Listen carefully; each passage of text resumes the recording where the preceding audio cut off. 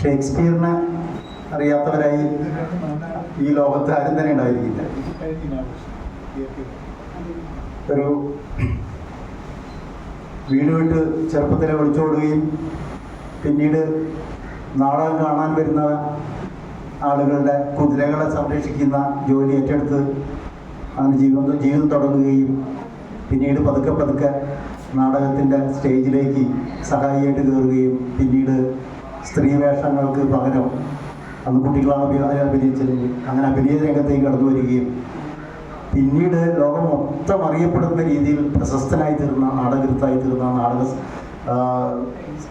സംവിധായകനായി തീർന്ന ഷേക്സ്പിയറിനെ കുറിച്ചാണ് ഇന്നത്തെ മുഖ്യ പ്രഭാഷണം.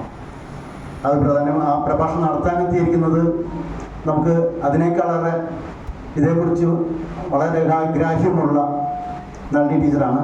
അതുകൊണ്ട് ഞാൻ അധികം സംസാരിച്ച് സമയം കളയുന്നില്ല. എൻ്റെ മുഖ്യ പ്രഭാഷണത്തിലേക്കായി നളിനി ചന്ദ്രൻ മാഡത്തിനെ ഞാൻ ക്ഷണിച്ചുകൊള്ളുന്നു.